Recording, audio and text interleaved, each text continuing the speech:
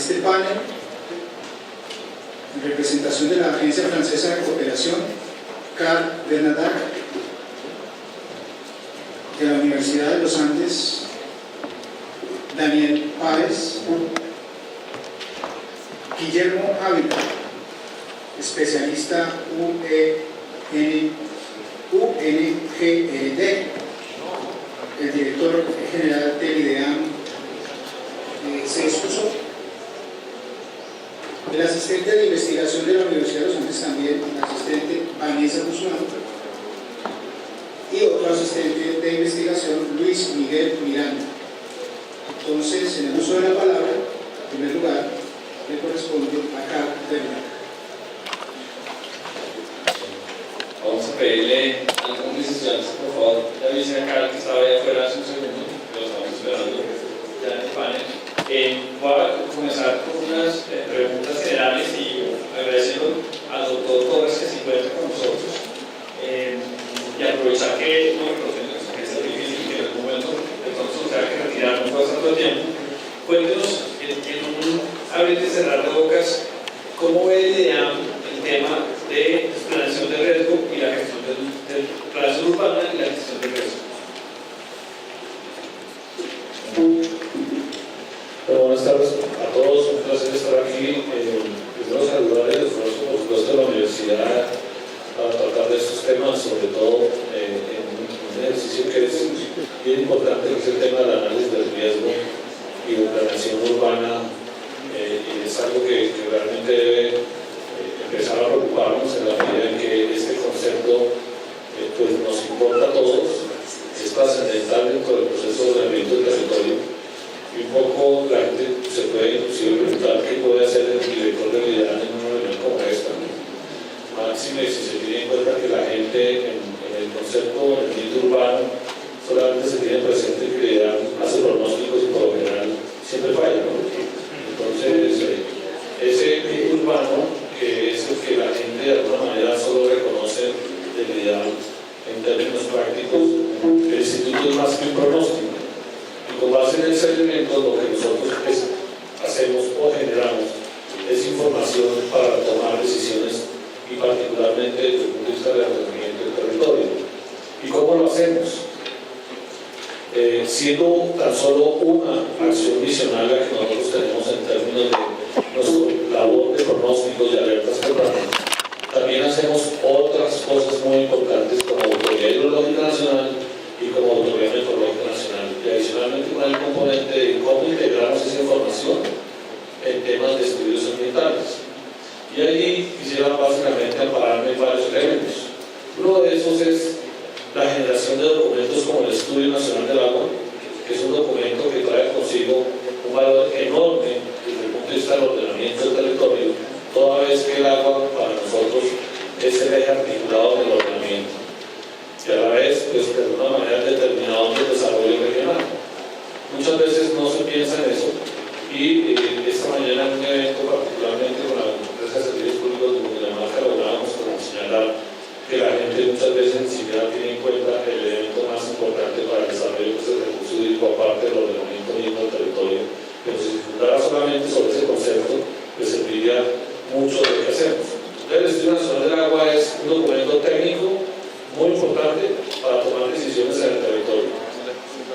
A través de ese ejercicio también elaboramos otros datos, como es, por ejemplo, el mapa de erosión del país, que sirve de manera importante para el ordenamiento también del territorio.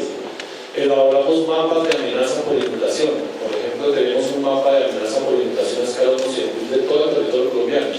Y eso no solamente se hace con imágenes de satélites, sino también con equipos y con tecnología de punta como la que ustedes manejan y la que veo en la entrada del auditorio.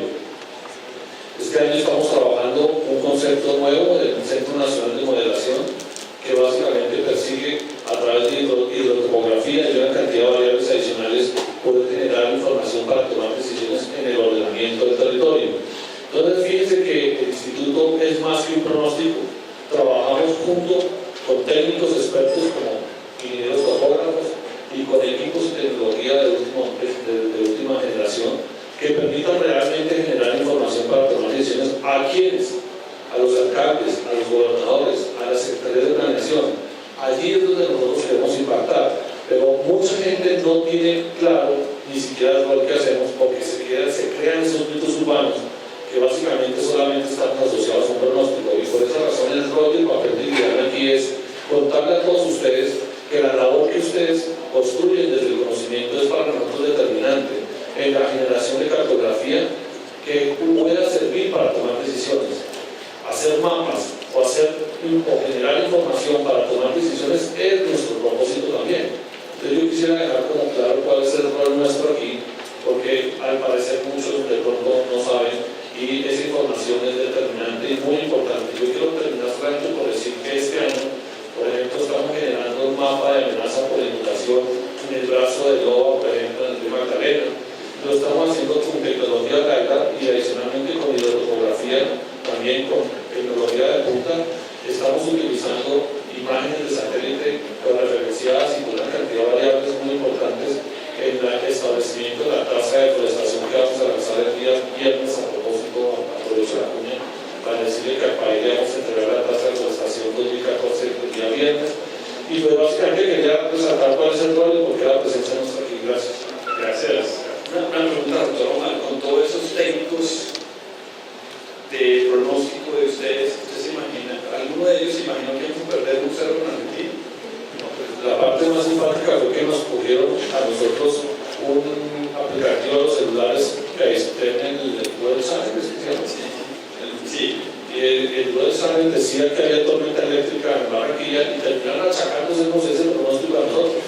Iván Mejía decía con mucha seriedad que uno de los perdedores también del partido de ayer era el liderazgo, porque habíamos anunciado tormenta eléctrica cuando ni siquiera nosotros habíamos apuntado, ni siquiera eso simplemente es para decirles a ustedes que nosotros no tuvimos nada que ver con ese pronóstico. Por lo contrario, lo que señalábamos era tan solo lluvias ligeras en el sector en el momento del partido. Pero fíjense que ese es el imaginario de la gente. La gente asocia la idea con algo que no es sino solamente una parte de sus competencias, no necesariamente el 100% de nuestra labor. Pero por esa misma razón no nos pueden estigmatizar simplemente porque los productos que lanzamos o entregamos al país también tengan ese manto de duda que muy seguramente ayer un periodista deportivo muy acaloradamente señaló que también habíamos designado correcto. O sea, yo tengo que dejar claro allí que ese es tan solo uno de los roles nuestros, pero para eso inclusive los invito a todos ustedes, ojalá no tengan el Weather Channel porque ya se dieron cuenta que fallan, ¿sí? Sino que ojalá pudieran descargar el aplicativo que nosotros lanzamos el año pasado, que se llama el app Mi Pronóstico. Ese aplicativo de los celulares decía claramente lluvias en la tarde, pero nunca fue tenido en cuenta. Entonces, tristemente, no somos sino 85.000 colombianos que tenemos ese aplicativo en donde mostramos un video, imágenes de satélite, reportes, alertas tempranas, y muy poca gente todavía lo conoce o lo utiliza. Entonces yo los invito a todos ustedes ojalá que lográramos tener en nuestros celulares inteligentes el aplicativo Mi Pronóstico, que es gratuito, así como el que ustedes vieron ayer con tormenta eléctrica, e inclusive se pensó en algún momento en unas estrategias argentinas para no jugar el partido, pero olviden lo que tenían pensado. Bueno, nosotros nos vamos a meter en el aplicativo y hablando mucho más de ese enfoque general que tiene la idea, mucho más de ser simplemente que nos dice el clima. Algo muy interesante, de pronto aquí vinculando al doctor Ávila, de la Unidad Nacional de Gestión de Riesgo, es esa difusión de la información de ustedes. Ustedes tienen información muy valiosa. Recuerdo que las dos entidades trabajaron unidas para tener un sistema de alertas tempranas. Creo que trabajan con Google como la plataforma tecnológica. Cuéntenos, pues el doctor Ávila, si nos puede hacer una referencia de cuál es la experiencia con nosotros. Doctor Martín, cuéntenos cómo desde la práctica profesional, desde las entidades que muchos representan acá, ¿cuál es la mejor forma para trabajar con ustedes para hacer esos datos, para poblarlos, para recuperarlos, para desarrollar esa parte? Bueno, desde la Unidad Nacional de Gestión de Riesgo de Desastres, el ideal es ser parte del Sistema Nacional de Gestión de Riesgo de Desastres y es una de las entidades que más aporta el conocimiento de las amenazas y de los riesgos y que tiene ese insumo de información para que nuestros territorios puedan desarrollar sus planes puedan conocer sus amenazas y riesgos localmente y puedan así mismo desarrollar sus planes de mitigación y de prevención de esos mismos riesgos. Uno de esas acciones es desarrollar sistemas de alerta temprana. No lo tenemos en todo el país, pero tenemos, por ejemplo, Antioquia es uno de los más desarrollados con sistemas de alerta temprana. Quisiéramos que todo el país pudiera tener, en cada municipio, tener estaciones de sistemas de alerta temprana y evitar tragedias como las que acaecieron en mayo de este año en Salgar, Antioquia, donde si un sistema de alerta temprana hubiera podido avisar sobre la mina torrencial, la comunidad hubiera podido actuar más efectivamente y hubiéramos podido evitar esas 100 víctimas que tuvimos en este municipio. Quisiera agregar algo allí, algo muy importante, que es un poco la falta muchas veces de confianza en la generación de la información. El IDAN hace poco más de un año generaba tan solo un boletín técnico diario y era la forma de comunicarnos hacia el exterior de cómo veíamos nosotros el tema de las últimas 24 horas. Hoy el instituto le entrega a cada alcalde 6 boletines diarios de información. Cada 4, a todos los alcaldes, a todos los alcaldes, a todos los gobernadores, a toda la Unidad Nacional de Riesgo y todas las unidades departamentales y municipales de riesgo. Estamos hablando más de 4.500 correos cada 4 horas. Eso es información para tomar decisiones, pero muchas veces la gente ni siquiera usa la información que se prepara para el país. ¿Por qué? Porque hay una falta clara de confianza en un escenario en donde todos quisieran simplemente que cuando yo salga de mi casa me digan si me pongo una chaqueta o yo sonreír. Muchas veces ni siquiera la cultura del pronóstico la tenemos para eso, simplemente salimos de casa pensando en que el IDAN por lo general falla. Pero muchas veces ni siquiera tenemos cuenta la información. Entonces, cuando usted me dice qué hacer para involucrarse, es empezar por reconocer que existe la información para tomar decisiones. Uno, ¿existe información? Sí. ¿Qué y de qué manera y cuál es la escala de la misma? Es otro tema que hay que valorar. Y ahí es donde ustedes juegan un rol determinante porque saben perfectamente que toda la información que se genera finalmente tiene un costo. No solamente asociada a tecnología, sino a capacidad de generación de la información.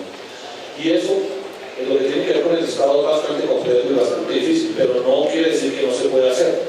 Entonces, cuando uno tiene un sistema de alertas tempranas 24 horas, en donde ni siquiera el país entiende que es tener un servicio 24 horas de alertas tempranas, en donde muchas veces se subestima la información que se genera simplemente porque siempre se falla, pues mire que tenemos más oportunidades de tener más salgares, como usted lo decía, en el país, porque somos un país con una amenaza alta de ese tipo de riesgos.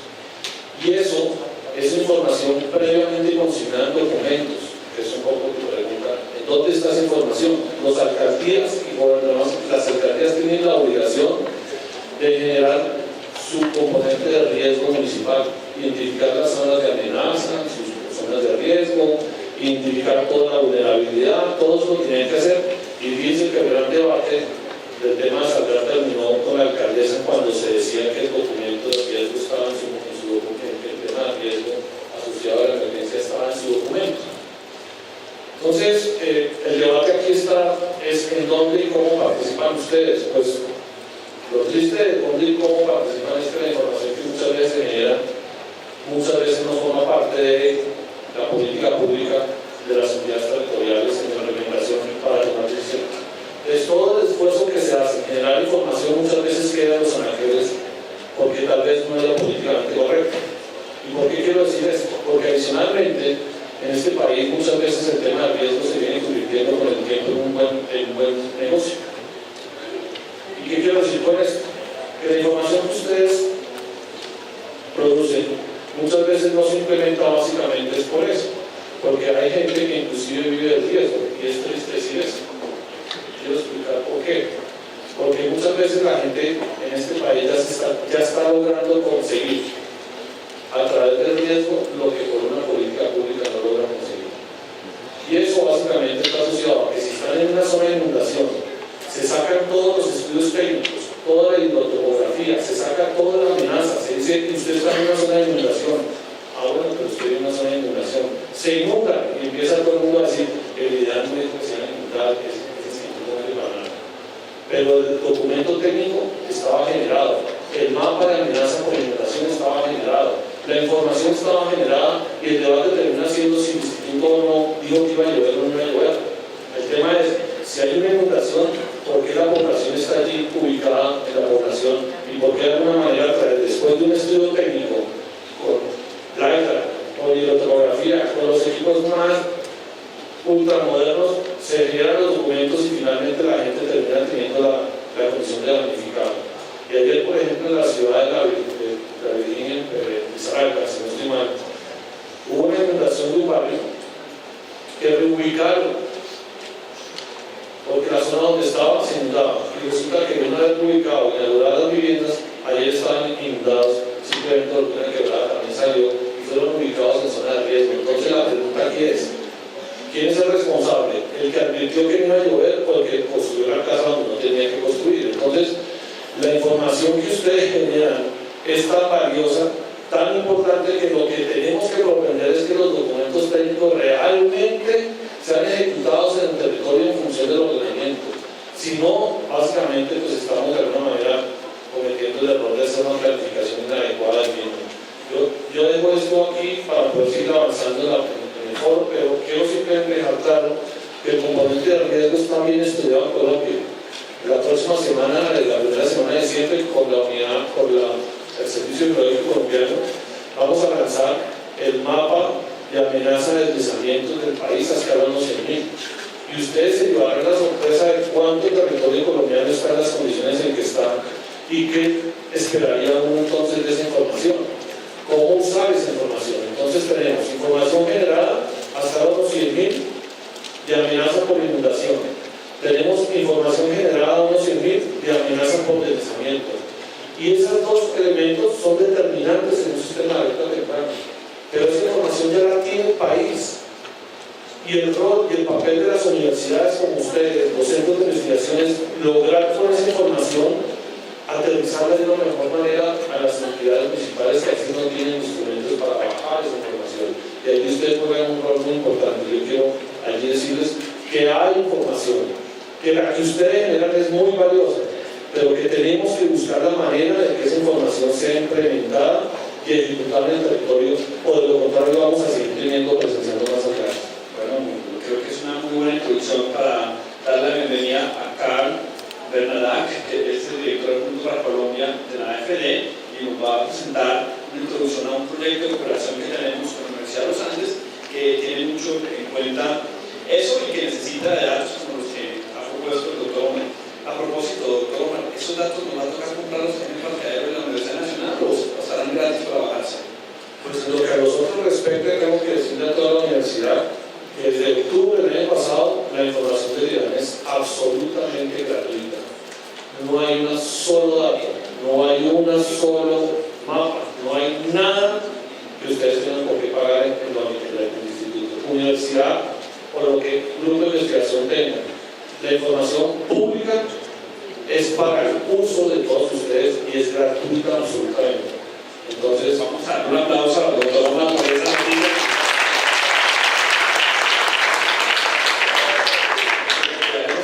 De eso. Muy bien. Entonces, muy buenas tardes. Para continuar con el tema, estamos hablando ahorita de lo acaecido en Salgar. Desde la Unidad Nacional de Gestión del Riesgo de Desastres trae una presentación la cual habla sobre la integración de la gestión del riesgo y el ordenamiento territorial, y donde el conocimiento que ustedes producen va a ser el principal insumo para lograr esta integración.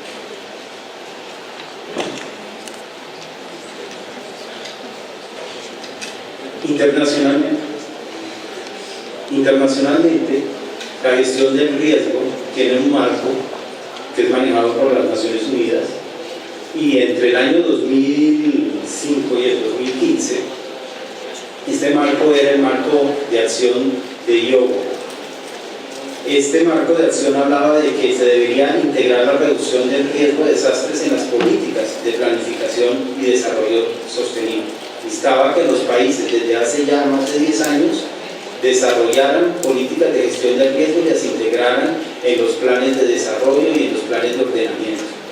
también hablaba de que se tenía que hacer mecanismos de fortalecimiento de las instituciones y mejorar las capacidades de los territorios para aumentar la resiliencia. Asimismo hablaba de que había que incorporar la reducción del riesgo de desastres para implementar los programas de atención y recuperación de desastres, porque es mejor prevenir que recuperar ante un desastre. En marzo de este año se reunieron 187 países en Sendai, que fue la ciudad más afectada por el tsunami del año 2011, y se adoptó el marco de Sendai, el marco de acción de Sendai, que es el que nos va a regir entre el 2015 y el 2030. El marco de Sendai está direccionado hacia 4 temas. El primero de ellos y más importante es el entendimiento del riesgo de desastres. Los territorios y los países tienen la necesidad de conocer su riesgo, y por esta razón el marco hace un énfasis en que hay que invertir en el conocimiento del riesgo de desastres.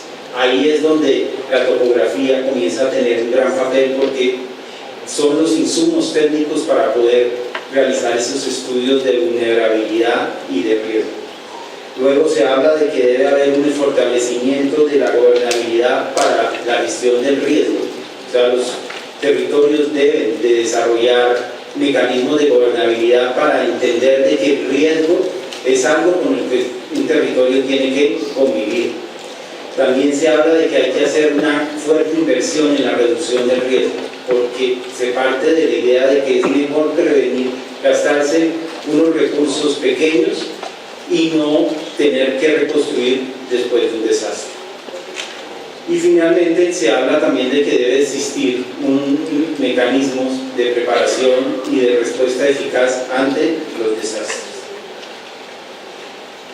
También este marco tiene mucha relación con el ordenamiento territorial y habla explícitamente de que el ordenamiento permite la consolidación de ciudades resilientes. Hace rato estamos oyendo hablar de la resiliencia, y ese es el mecanismo que tienen los territorios para no sufrir los embates de un desastre. Una ciudad resiliente es una ciudad que está preparada y que tiene mecanismos de reducción del riesgo para resolver los embates de cualquier fenómeno que esté amenazando.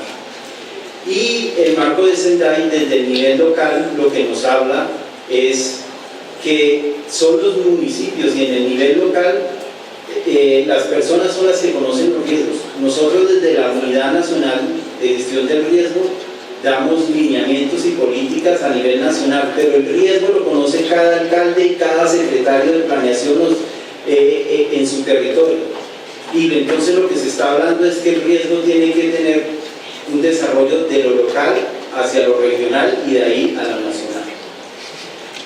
Y una de las cosas importantes que también habla el marco de Sendai es que se deben adoptar e implementar estrategias de planificación territorial. El riesgo no puede ir por un lado y el ordenamiento por el otro. Doctora Vela, tenemos pensado 10 minutos para esa presentación. Si podemos ir a los puntos fundamentales que conversamos que serían importantes para la preparación del seguimiento. Aquí simplemente esta filmina les quería recordar de que nuestro país tuvo una ley de prevención y atención de desastres, pero en el año 2012 se proclamó la ley 1523, que es la que maneja el Sistema Nacional de Gestión de Desastres, y en esa hay un gran cambio con relación a la anterior normativa, y es que se considera al riesgo como determinante y condicionante del uso y ocupación del territorio. En esta ley se habla de que hay una estructura organizacional del manejo de la gestión del riesgo en el país, y está conformado por entes del nivel nacional, del nivel departamental y del nivel local. Se habla que hay unos instrumentos de planeación. Estos instrumentos son, en resumen, 3: los planes de ordenamiento territorial, los planes de desarrollo municipal y los planes de ordenamiento de cuencas hidrográficas, llamados CONCAS. También se deben utilizar los sistemas de información, que ahí es donde entra también los insumos técnicos de la topografía, y existen unos mecanismos de financiación.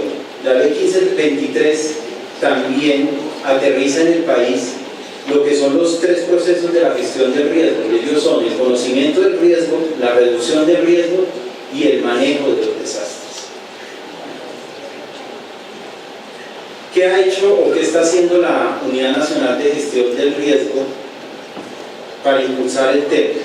El año pasado, en septiembre, con el concurso del Ministerio de Vivienda, Ciudad y Territorio y el Ministerio de Ambiente y Desarrollo Sostenible, se expidió el decreto 1807, ahora el 1077 de 2015, en el cual se reglamentaron la incorporación de la gestión del riesgo en los planes de ordenamiento territorial. Este decreto marca un hito porque obliga a que, de ahora en adelante, todos los planes de ordenamiento territorial, sean POS, planes básicos de ordenamiento o esquemas, van a tener que desarrollar estudios básicos de amenaza en su territorio para poder ser adoptados. O sea, ya no, ningún municipio va a poder ir a la Corporación Autónoma Regional sin estos estudios. En ese sentido, a finales de este año se le vence más o menos al 85% del país los planes de ordenamiento territorial. Esto significa que a partir del 2016 y todas las administraciones que entran van a tener que hacer la reformulación de sus planes de ordenamiento territorial, y en ese caso van a tener que aplicar este decreto. Y este decreto que dice: conozca su riesgo y haga los estudios pertinentes para poder ordenar su territorio. Estamos haciendo, en ese sentido, hacemos asesoría técnica a 68 municipios y hacemos la promoción y articulación de acciones dentro del Comité Nacional de Gestión del Riesgo. El pasado 13 de octubre, en el marco del Foro Internacional Reducir el Riesgo, nuestra mejor opción, lanzamos la Guía de Integración de Gestión del Riesgo de Desastres y del Ordenamiento Territorial Municipal, que en concordancia con el decreto 1807 se convierte en un insumo técnico para que los municipios integren la gestión del riesgo en el ordenamiento territorial. Esta guía parte de la idea de que existe en el país un acelerado crecimiento poblacional que ha llevado a que muchos territorios se desarrollen o se planifiquen mal y se asienten en áreas con fenómenos amenazantes. Ese es el escenario predilecto para generar un desastre.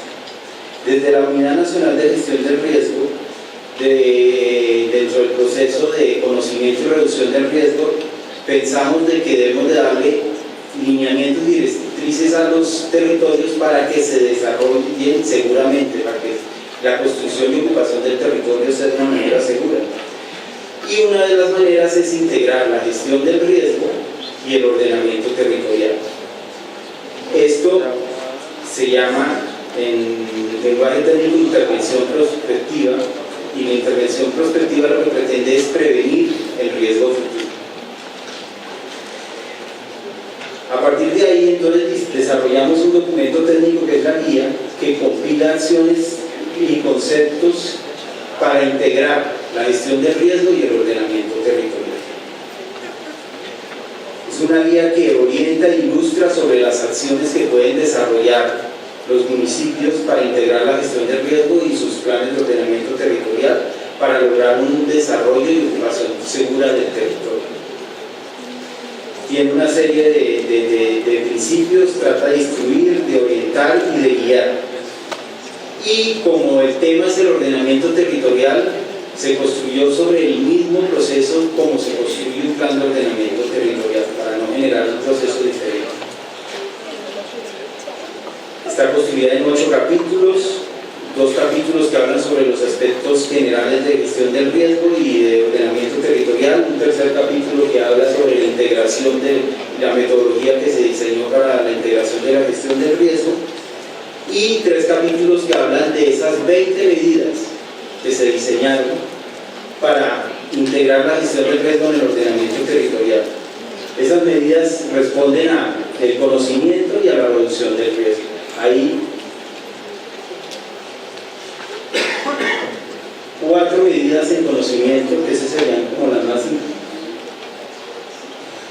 importantes a nombrar, y es que los municipios tienen, dentro del Sistema Nacional de Gestión del Riesgo, ellos están en la obligación de generar un documento que se llama el Plan Municipal de Gestión del Riesgo de Desastres, y es el documento donde ellos identifican los riesgos en su municipio. Entonces lo que le estamos diciendo es, con ese documento llévelo al plan de ordenamiento territorial.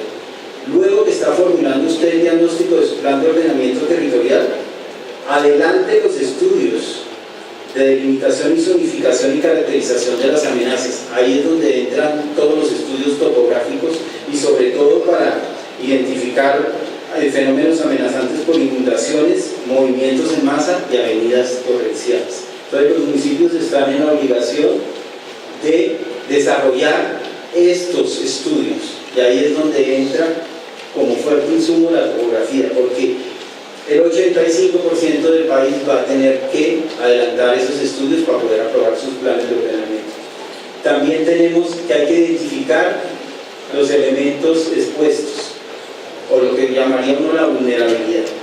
Entonces hay que identificar dentro de esos mapas de amenaza qué elementos están expuestos. Y luego entrarían a delimitar, al cruzar amenaza con elementos expuestos, tenemos el riesgo. Entonces delimitamos las áreas con condición de riesgo. Que tenemos ahí en nuestro ejemplo las áreas azules. Luego, a los municipios se les dice, delimite qué áreas necesitan estudios de detalle, o sea, unos estudios a mayor escala, ellos deben de desarrollarlos. Luego, en las siguientes acciones se les dice que tienen que incorporar el concepto de desarrollo seguro del territorio, que se debería buscar el modelo de ordenamiento y de direccionar el crecimiento del municipio hacia áreas que tengan bajo riesgo. Tener en cuenta la integración regional, que si un municipio hace algo en la cuenca alta, va a revertir o va a tener efectos en la cuenca baja, que de pronto no es territorio de él, sino de otro municipio. Y hay otra serie de acciones del nivel de ordenamiento territorial: clasificar el tipo de suelo en función de las amenazas, reglamentar usos permitidos, establecer medidas de regulación urbanística, desarrollar los estudios de detalle cuando se adopta el POD, reclasificar el suelo, implementar las medidas de regulación urbanística formuladas, adoptar suelos de protección. Lo que le estamos diciendo a los municipios es, si usted identifica que tiene un área con amenaza, no la desarrolle, conviértala en parque, en una zona protegida, pero no lleve población hacia esas áreas. Prohibir la ocupación también es una medida que recomendamos. Proyectar medidas de mitigación, y las últimas 4 hablan de determinar instrumentos de gestión del suelo para poder desarrollar, articular el plan de ordenamiento y el plan de desarrollo para poder tener recursos, estructurar proyectos de reasentamiento, pero de reasentamiento en zonas que no tengan riesgo, porque no se puede trasladar la vulnerabilidad de un lado al otro. Y una cosa muy importante en la medida 20 es realizar control urbano. Ustedes hacen los estudios, nos entregan los insumos, pero si no se toman las decisiones desde los municipios, nada hacemos con saber que había un área de amenaza y que se ocupó y volvemos a generar el riesgo. Esas son las acciones y en eso hemos estado trabajando desde la unidad. La pueden descargar con ese código QR o en el portal de gestión del riesgo. Es totalmente gratuita y es un PDF interactivo. Muchas gracias por todo.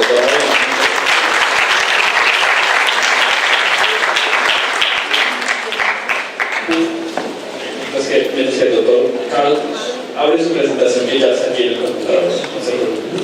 Yo quisiera preguntarle al doctor algo muy interesante. Creo que la unidad ha hecho mucho trabajo en tratar de digerir lo que los alcaldes están haciendo.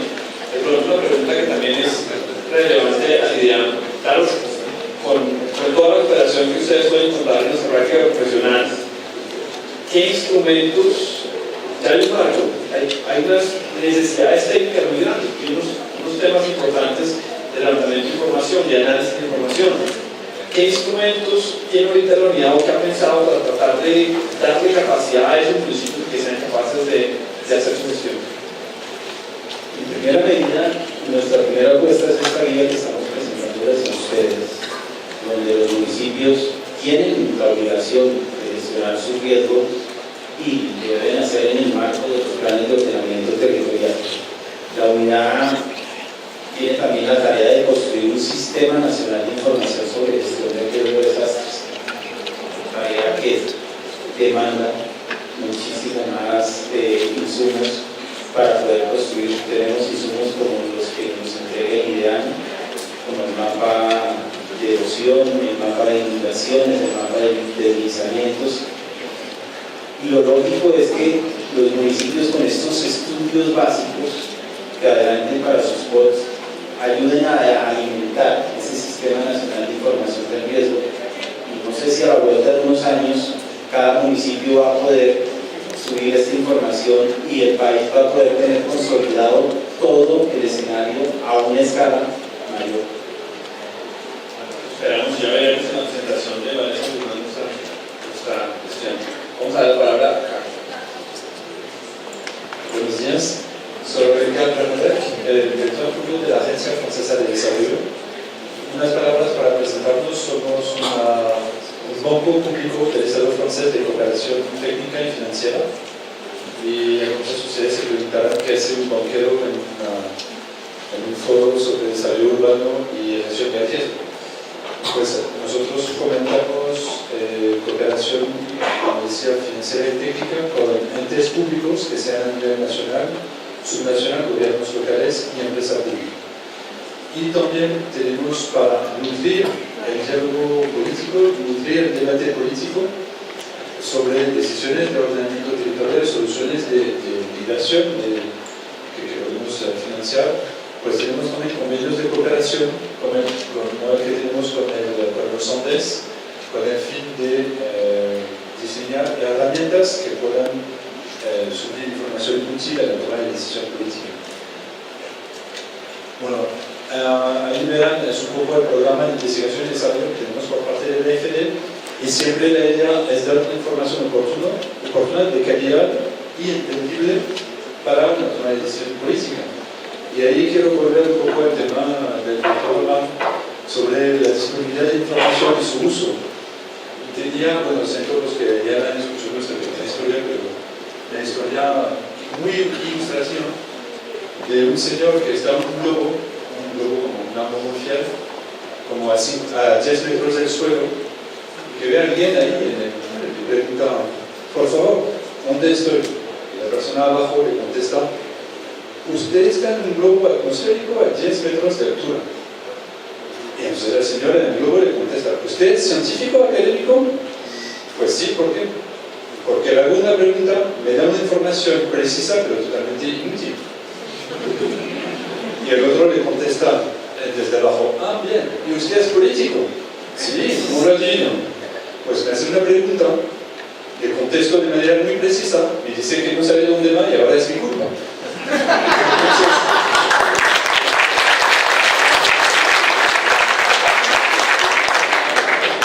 Es un chiste que nos gusta mucho en Francia para esa característica.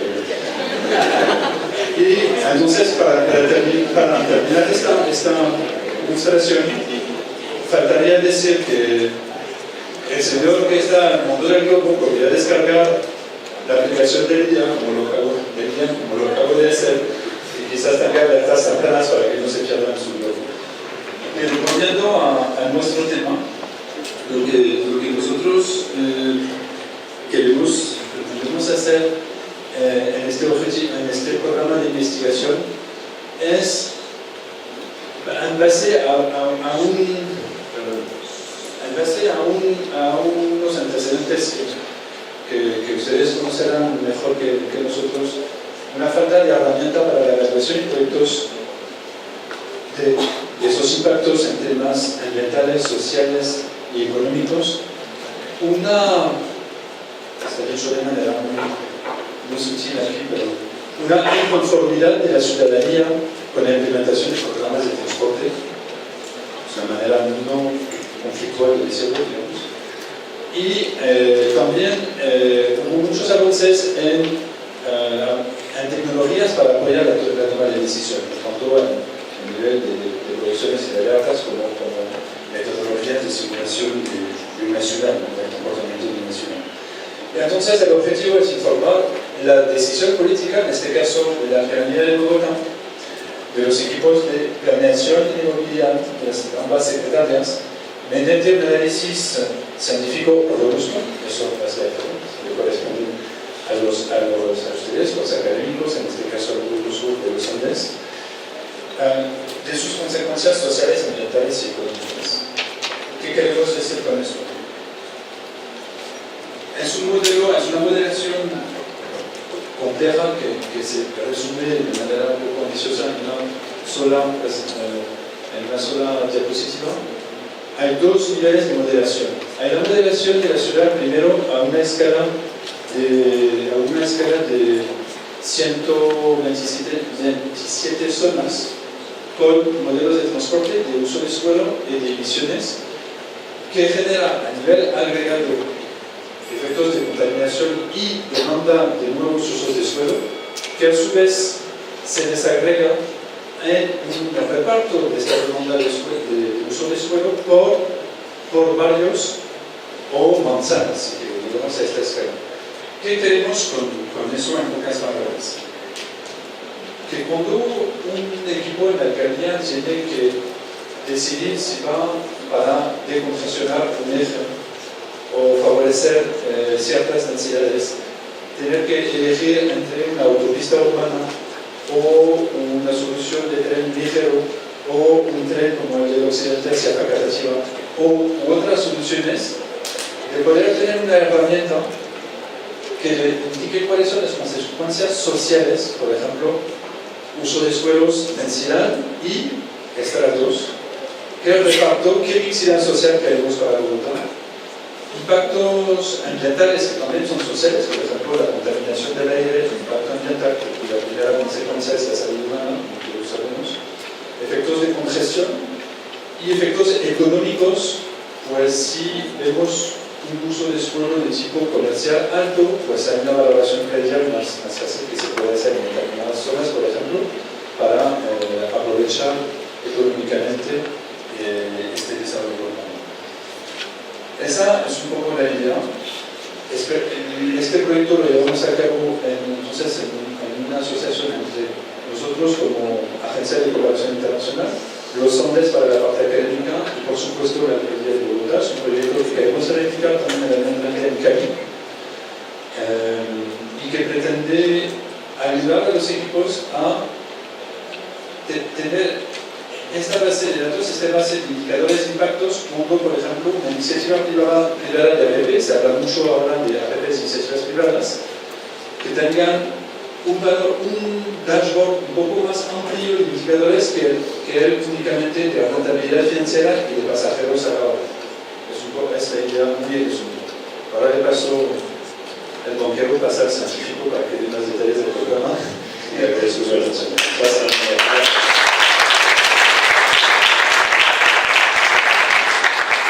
Por la información que tiene, voy a preguntarle a Guillermo de Alba si se hacen dos proyectos en los que presentaron el presidente de la República ayer aquí en la mañana, dos proyectos del occidente, una nueva salida Soacha, la 13, la 63, la 80, puntos de cercanías, pero también los proyectos del norte, la nueva publicación de la séptima. ¿Dónde cree usted que va a crecer?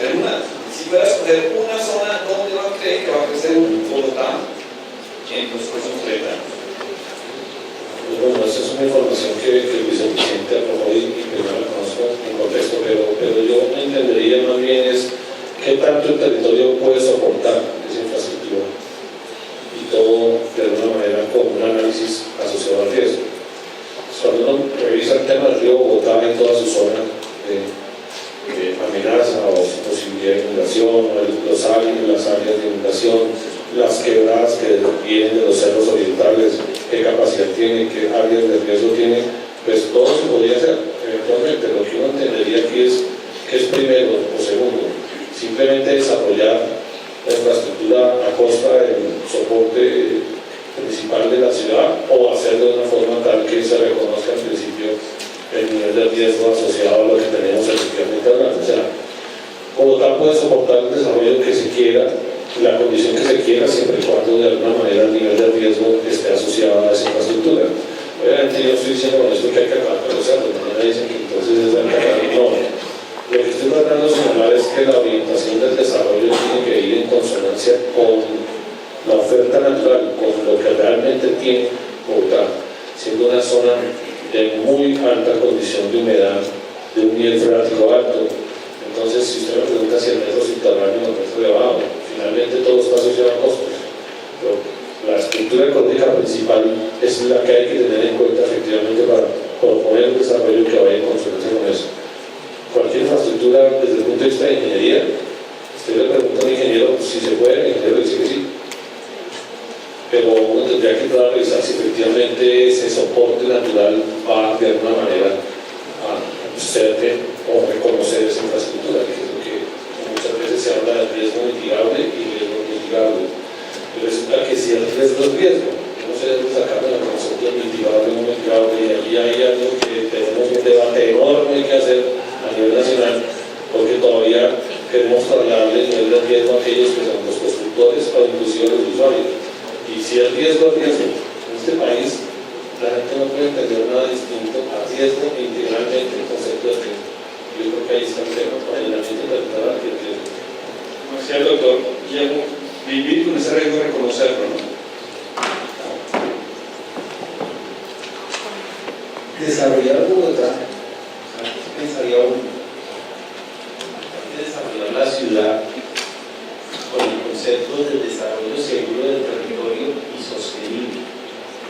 Todas las obras, todas las ideas que se tienen para la ciudad hay que someterlas a las premisas: es seguro, es sostenible en el tiempo, y a partir de ahí se debería modificar el modelo de ordenamiento de la ciudad sin depreciar o desmeditar la estructura ecológica principal, el entorno natural de la ciudad. Tener en cuenta que todos los proyectos que se puedan desarrollar en la ciudad deben de tener el componente de gestión del riesgo y deben de someterse dentro de ese componente a estudios de vulnerabilidad. Desarrollar proyectos, por ejemplo, en el Ronda cerca del río Bogotá, significa revisar si estamos aumentando la exposición de las personas y de los bienes que vamos a colocar en esas áreas.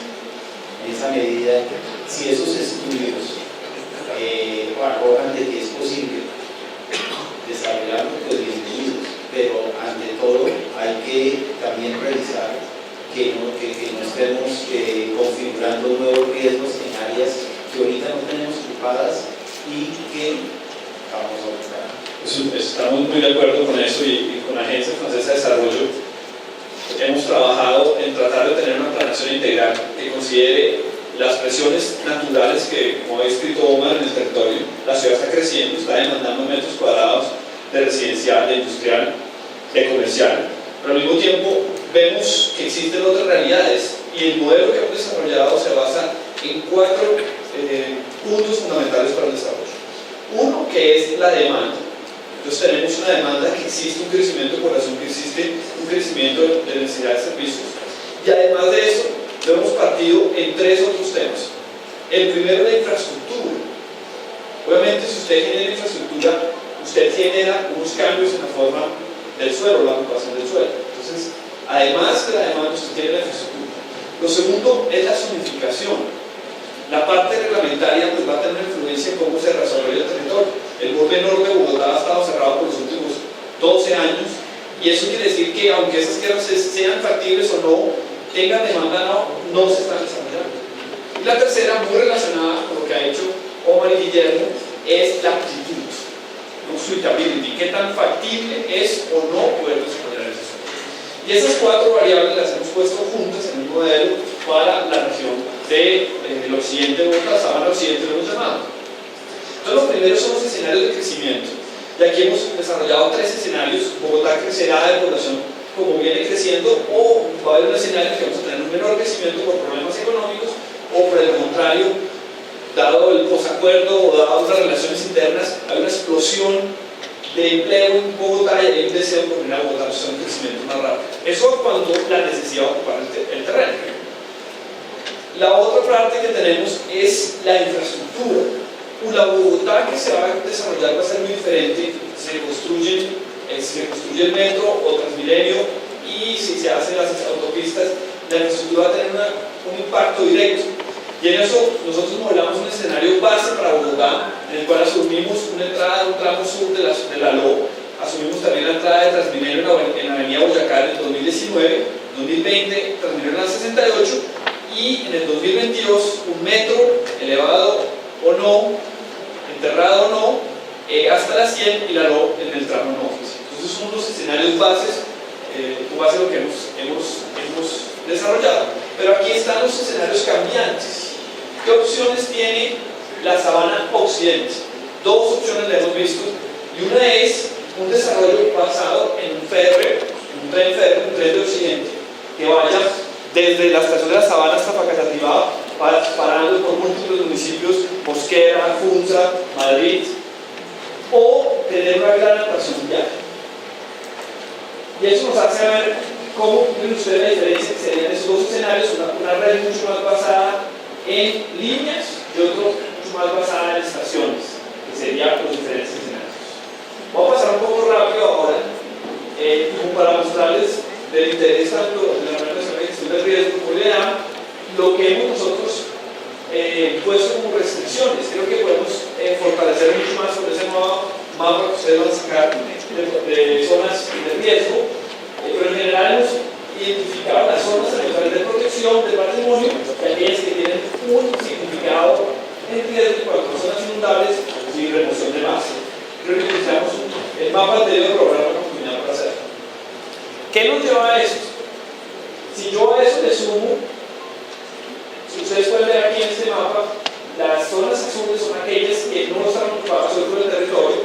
Ustedes pueden ver en nuestro modelo cómo comienza a ocuparse diferencialmente el territorio. Ustedes pueden ver acá, esto es una modelación hasta el 2040. Las zonas verdes, pueden ver acá residencial estrato medio, residencial estrato alto, zonas rojas, residencial bajo, son zonas moradas. Cómo comienza a ocuparse el territorio a medida que va apareciendo la infraestructura. Los sitios que van, por ejemplo, miren ustedes, cuando usted genera Transmilenio en ciertas partes del norte, usted comienza a ver un crecimiento. Y nosotros, si ustedes miran también, naturalmente hay una presión en el suroccidente de Bogotá para aumentar las zonas industriales. Las zonas industriales que estaban en la zona occidental van a ser capturadas por occidentales porque se va a encontrar una presión hacia el suroccidente para generar nuevas zonas industriales. El comercio es un poco más difícil de detectarlo, pero normalmente el comercio llega cercano, miren ustedes acá. Vamos a esperar un comercio mucho más amplio en la sabana. Esta es Facatativá.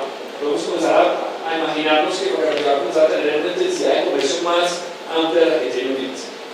Esto es solamente un escenario, simplemente queríamos contarles que está mostrando este modelo, un modelo que nos va a permitir, dependiendo de las propuestas de política pública que existan, poder ver las diferentes alternativas. Pero ahora quiero darle la oportunidad a Vanessa, complementando un poco, muy rápidamente, unos 5 minutos, Vanessa, para que nos cuentes cómo pensamos también que existen oportunidades para mejorar la forma como compartimos información entre los municipios, entre las unidades nacionales y obviamente entre la academia y los pueblos. Vanessa, por favor. Buenas tardes. Les voy a hablar sobre un proyecto que hemos desarrollado en la universidad. Este se hizo más o menos inició hace 2 años y trata de precisamente identificar cuáles son los puntos que se deben mejorar en cuanto a la gestión de administraciones tienen. Identificamos los principales elementos para mejorar. Entre esos está precisamente la recolección de información, también la análisis de información, y eso no solamente es proveniente de las entidades nacionales, privadas y públicas, sino también de la comunidad. Acá también identificamos que hace falta una identificación de los formatos en los cuales como tratar de manejar toda la información proveniente de esas entidades, y lo cual nos dificulta también realizar análisis sobre el conocimiento del riesgo actualmente. Otro punto que debemos trabajar son los altos costos que se generan con emergencias, como lo dijo el doctor Ávila, es mejor tener un conocimiento previo de la emergencia que estar un poco más en este área que después de la emergencia. La integración total de los actores del Sistema Nacional de la Gestión de Riesgo también ha sido uno de los puntos que hemos visto que se deben mejorar, ya que como se dijo anteriormente, no se tiene todavía muy claro cómo la participación de los municipios, cómo esto debe implementar la gestión de la administración de tierras. También la información debe ser pública. Vimos que a veces para acceder a algunos datos se necesita realizar algún pago y esto dificulta un poco los análisis. Y creemos que también se debe mejorar un poco la promoción de los mecanismos de comunicación y control de instrumentos. Esto es lo que empezamos a hacer con la tecnología. Viendo esto, nosotros desarrollamos un sistema en el cual tratamos de establecer parámetros para facilitar el proceso de toma de decisiones al presentarse un desastre, pero eso se hizo solamente para la etapa inicial. Actualmente estamos trabajando en cómo también debemos realizar acciones para conocer un poco más de conocimiento del riesgo. Este sistema se va a enfocar en estos 4 pilares. El primero es promover mecanismos de manejo de información espacial con estándares de la OMC. Esto que permite que tengamos toda la información proveniente de las diferentes entidades en un mismo nivel. ¿Esto para qué? Para tratar de facilitar los análisis que tenemos que realizar para el conocimiento del riesgo. También va a permitir un fácil acceso a todos los modelos de simulación de desastres, los cuales ya se han planteado tanto a nivel internacional como a nivel nacional, y creo que eso también es donde puede participar el IDEAM con información que nos puede otorgar. También es agregar el uso de marcos de código abierto, eso para el análisis espacial modelado y visualización, que es donde claramente participa la topografía. Y esto que va a permitir que los tomadores de decisión van a tener una mejor capacidad de realizar los análisis en cuanto a la parte de mitigación de riesgos, con simulaciones y escenarios que soportan el manejo de emergencias. La metodología que hemos planteado es inicialmente la evaluación de la gestión de riesgo en Colombia. Conjuntamente se analizó el estado de la desarrollo técnico de estos hitos y sobre todo en las buenas prácticas, como lo son, por ejemplo, en Australia, en Turquía y otras partes de América Latina.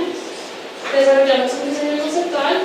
Este diseño conceptual va a ser probado con talleres y la participación de las entidades del Sistema Nacional de la Gestión de Riesgos y Desastres, lo cual esto va a estar recopilando toda la parte de análisis de estos actores. También se va a realizar la validación en diferentes escalas, tanto a nivel nacional, departamental, municipal y local, que se realizará por medio de pruebas piloto. Ya la Universidad de Los Andes realizó una prueba piloto el año pasado, el cual se realizó como la prueba de la parte del análisis local. Se identificó si ocurriera una emergencia de alta necesidad que deberíamos hacer, deberíamos participar en nuestro entorno, y ya pasarán a cómo fue el diseño total de esto. Al final de esto, se genera una revisión y implementación del sistema, y queremos también al final realizar una comunicación con la parte de la comunidad. Este es el diseño conceptual.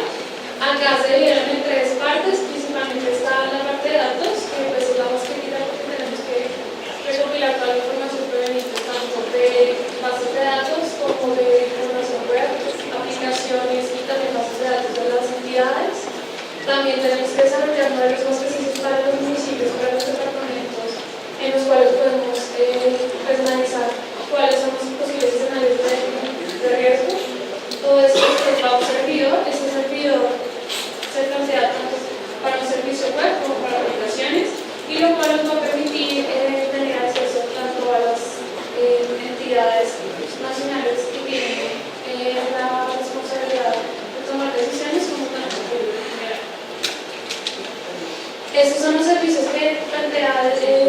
desarrollar la plataforma colombiana.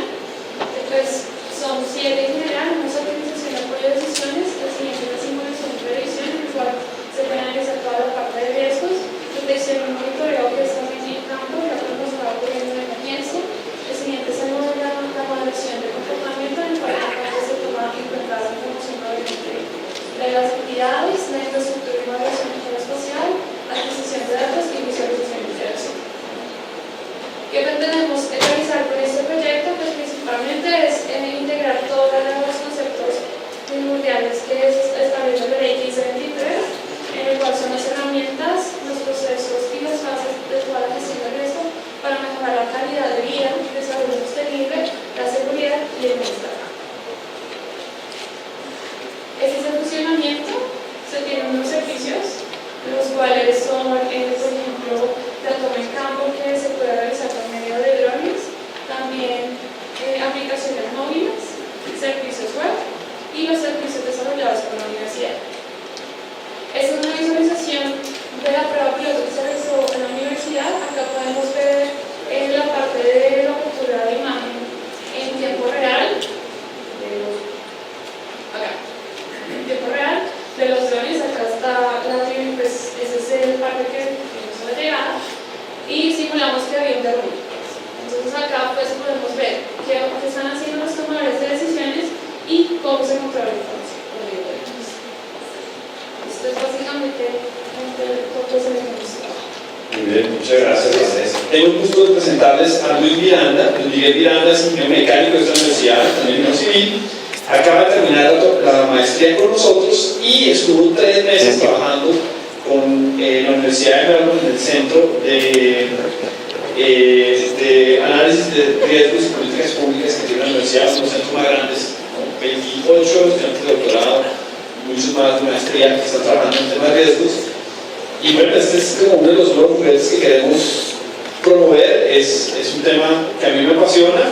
¿Y qué tal la experiencia, Luis Miguel, en Australia? Muy buena experiencia, adquirí mucho conocimiento con los estudiantes de doctorado, es muy bueno hacer esa relación y tirar mucho código, esos de la China, ¿no? bueno, hay de todo. Bueno, entonces la presentación es algo corta y ya ustedes están un poco cansados. Entonces, ¿no? Lo que les vengo a comentar ahora mismo es únicamente mostrarles una nueva tecnología para mediciones en tiempo real dentro de edificios. Entonces, es para ambientes donde el GPS no funciona muy bien o que es muy difícil acceder a estos ambientes. Por lo menos, como les comentaba mi compañera Vanessa, pues también estamos en el desarrollo de la plataforma de emergencias. Entonces, en este caso, este proyecto se sumaría a esa plataforma como un elemento para adquirir información dentro de las edificaciones. Entonces, por ejemplo, aquí les muestro unas imágenes de una edificación a punto de derrumbarse. No sé si pueden bajar un poco la luz. Entonces, acá como se ve en la imagen, este era un parqueadero donde se ha puesto concreto para que la edificación no siga bajando. Entonces, en estos casos es muy riesgoso para los rescatistas entrar a estas edificaciones, y además de eso, si los rescatistas van a entrar a estas edificaciones, deberían saber cuáles son las salidas de emergencia, o sea, cuáles son las salidas que se encuentran actualmente libres para poder evacuar en caso de una emergencia. Además de eso, los rescatistas pueden tener y, como se ha hecho en algunos estudios, los rescatistas necesitan información de dentro del edificio, necesitan hacer mediciones, necesitan saber dónde están ubicadas las ventanas, las puertas, qué altura tienen, etc. Entonces, teniendo esto en cuenta, este robot se creó aquí en la universidad durante 2 años de trabajo con un equipo multidisciplinario de ingeniería de sistemas, ingeniería electrónica, ingenieros mecánicos, civiles, y se le dieron las características que se ven aquí a este robot, pensando en todas las necesidades que podían tener los rescatistas en el momento de tratar de entrar a una edificación. Entonces, por lo menos, las características más relevantes de este robot es que tiene 4 cámaras, una a cada lado. La cámara frontal es Full HD y tiene un tiempo de operación de 1.5 horas. Entonces, además de eso, este robot tiene un largo alcance y puede subir y bajar escaleras por sí solo y también evitar obstáculos. Pero entonces, esto le permite a los rescatistas únicamente ver y también escuchar sonidos y transmitir sonidos por medio del robot, pero no le permite a los rescatistas hacer la labor de topografía, no les permite a los rescatistas hacer mediciones de paredes. Pueden ver que hay una pared que está a medio de derrumbar, pero no pueden saber a qué distancia está esa pared de las puertas, a qué distancia está esa pared de las ventanas, etc. Entonces, pensando en eso, nosotros, el proyecto en sí, lo que trata es de buscar una tecnología y tratar de implementar esta tecnología para darle la habilidad al robot y en sí a los rescatistas de obtener esta información que, pues, como se ha estudiado, es vital para ellos. Entonces, necesitamos una tecnología que nos permita hacer modelos instantáneos y mapeo dentro de las edificaciones. Entonces, se estudiaron diferentes tecnologías. Hay unas que son muy portátiles, otras no tan portátiles, pero en general todo el proceso de estas tecnologías se comporta similar. ¿Y cómo es el proceso? Para obtener las imágenes y para, a partir de las imágenes, sacar mediciones y también obtener los mapas en tiempo real. Entonces, inicialmente se toma una secuencia de imágenes.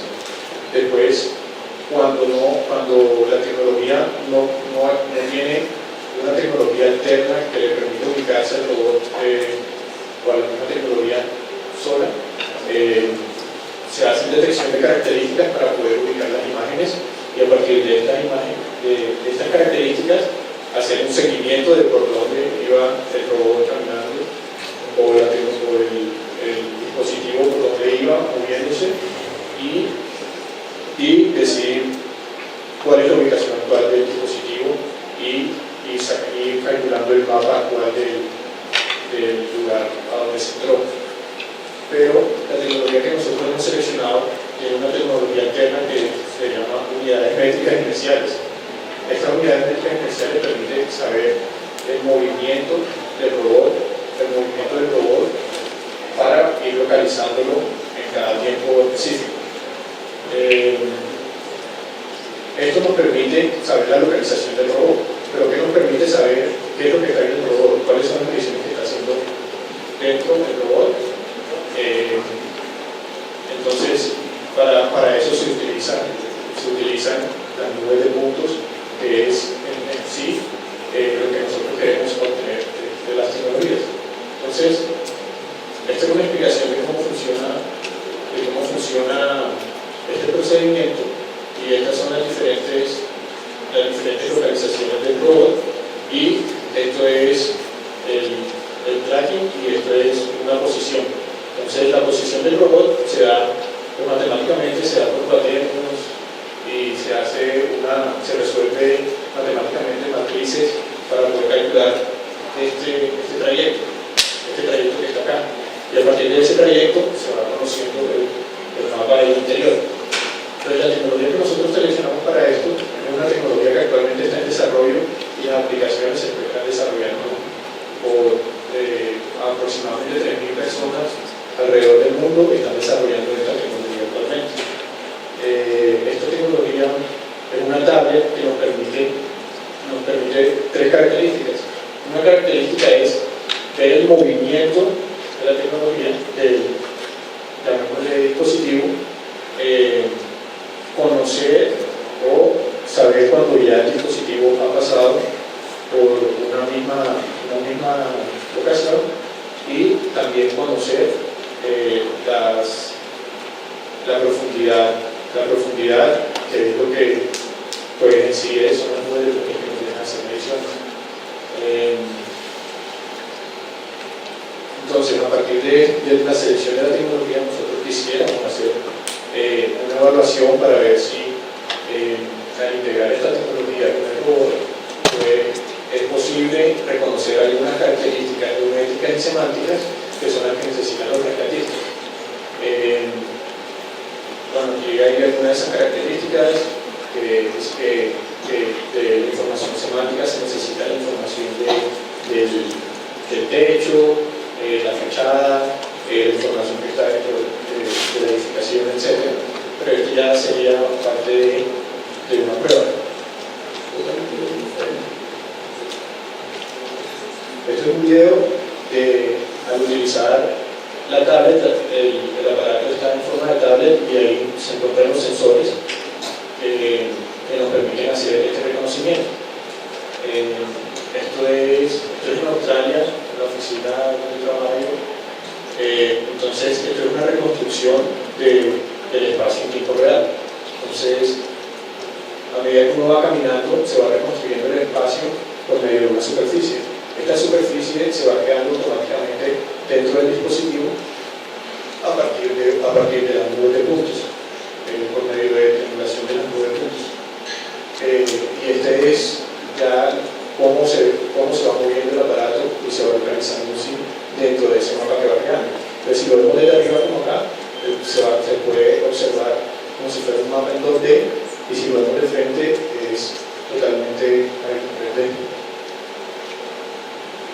Los resultados obtenidos. Antes de que nos muestres los resultados, ¿por qué no sacas al proyecto Tango y se los muestras para que no se mueran de un infarto que no han visto el dispositivo? Este es real, mejor dicho, existe, y trabajamos con la Universidad de Melbourne. Aprovecho mientras que Luis Miguel prende su dispositivo. Como ustedes se dan cuenta, el reto de funcionamiento es importantísimo, difícil, complicado, y también el reto de pegar esa información en tiempo real que está llegando del dispositivo. No sé si de pronto funciona, vamos a ver, ojalá. Algo que voy a computadora y vamos a mostrar pues cómo se ve la visualización en la pantalla grande, pero no sé, la tecnología siempre sucede. Entonces, vamos a acercar mucho por acá, tratar de comentarles. Esta es una aplicación que se ha desarrollado para hacer la medición del nube en tiempo real.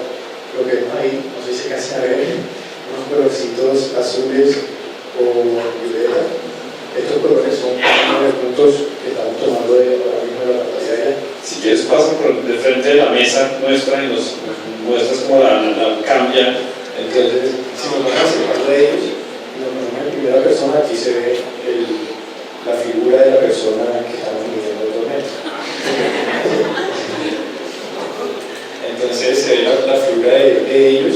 No puede embellecer, ¿no? Sí, pero pues, con esta nube de puntos lo que podemos hacer es mediciones. Y acá arriba nos está mostrando la ubicación del aparato donde está actualmente, desde donde yo lo inicié. Entonces yo lo inicié ahí al lado del cubículo y él me está mostrando una posición y una rotación, una orientación. Entonces la posición me la muestra en los 3 grados de libertad, X, Y, Z, y la orientación me la muestra con cuadernos, que son una representación más allá de una rotación de un pulso.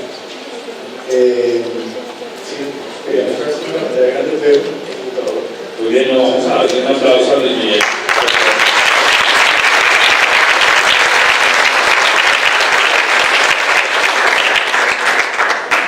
Muy bien, ya estamos terminando el panel. Creo que tenías una última diapositiva con resultados.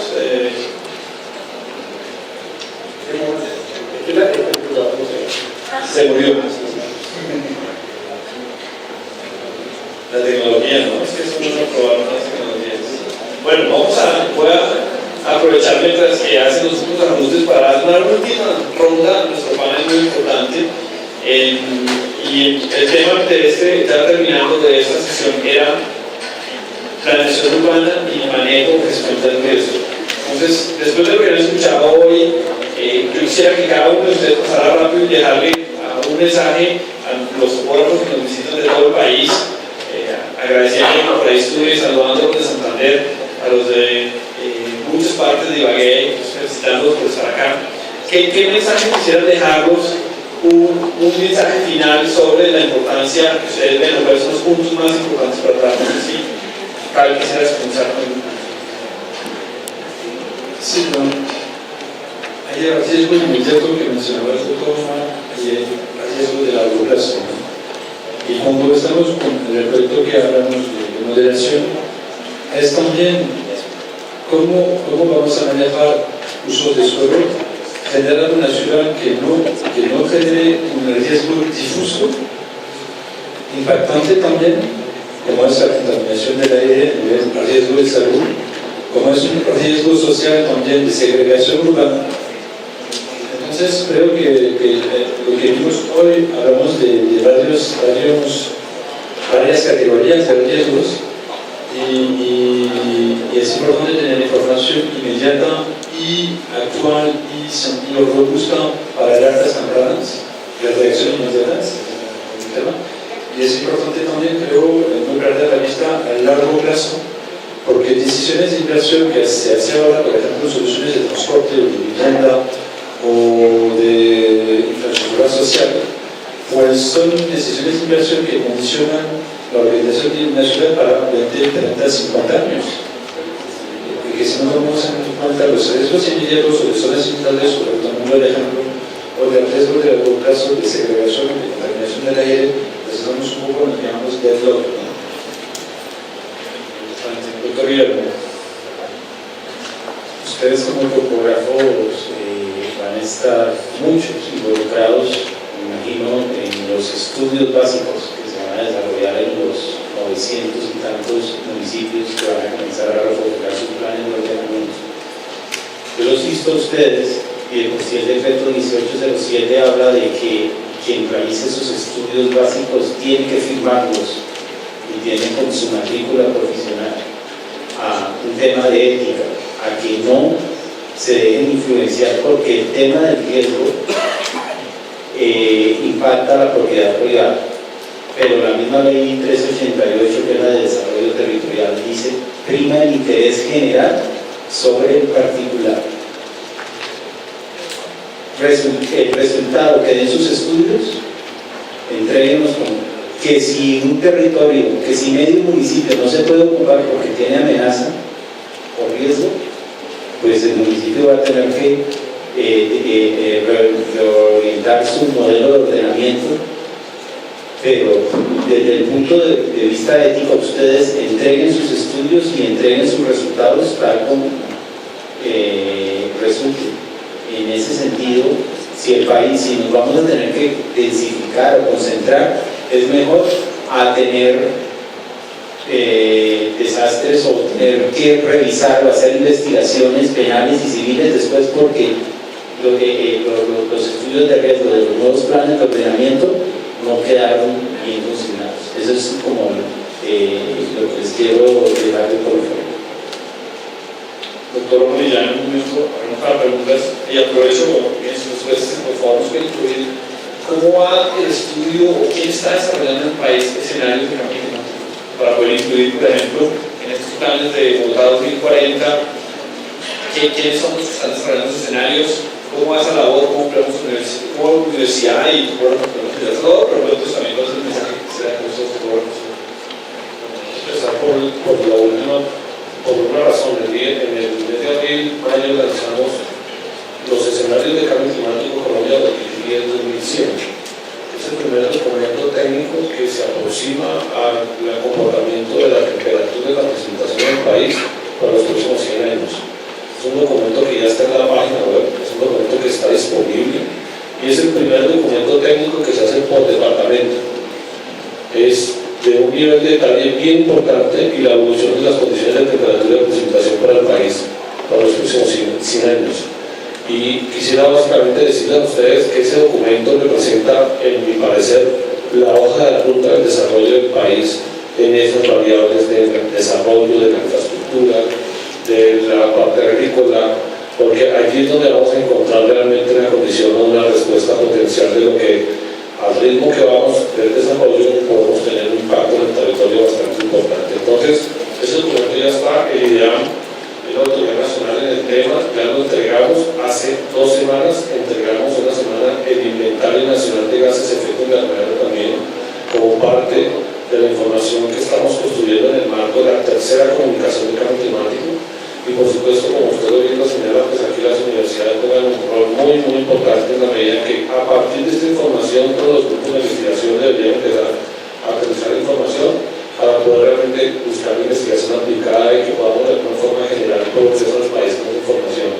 El país tiene que entender que tiene que empezar a adaptarse a una condición de cambio climático. Aquí no hay lugar a duda de que el cambio climático cada día es más complejo, más difícil.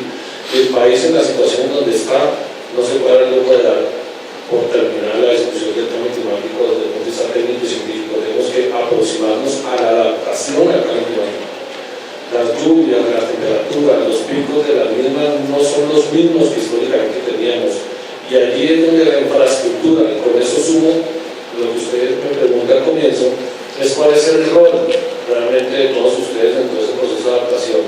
Es que junto con instrumentos, junto con conocimiento, con profundidad y análisis, podamos tener los mejores elementos para tomar decisiones en el desarrollo de infraestructura. La pregunta que habría que hacer es la siguiente: Colombia perdió aproximadamente 13.6 billones de pesos con el fenómeno de la Niña, 2010-2011. 13.6 billones o 12.6 billones de pesos perdidos. ¿En qué? En infraestructura, en vías, en agricultura, en vidas humanas, ¿sí?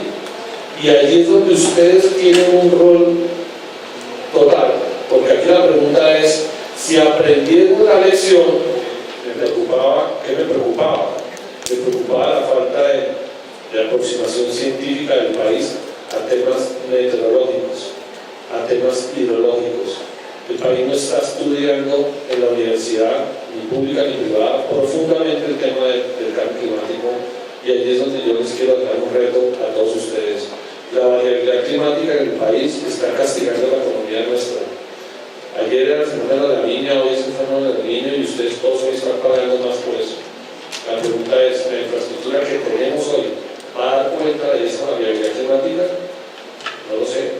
Y entonces ahí es donde los proyectos del vicepresidente pues valdría la pena valorarlos en función de si tienen incorporado o no el análisis de variabilidad climática, si tienen incorporado o no el tema de riesgos, si tienen incorporado o no la condición de qué va a pasar si tenemos una inundación, si tenemos un niño, si tenemos una sequía, si tenemos eso en función de los bienes y servicios que la gente va a requerir. Entonces yo los invito a todos ustedes a que sigan adelante en este concepto.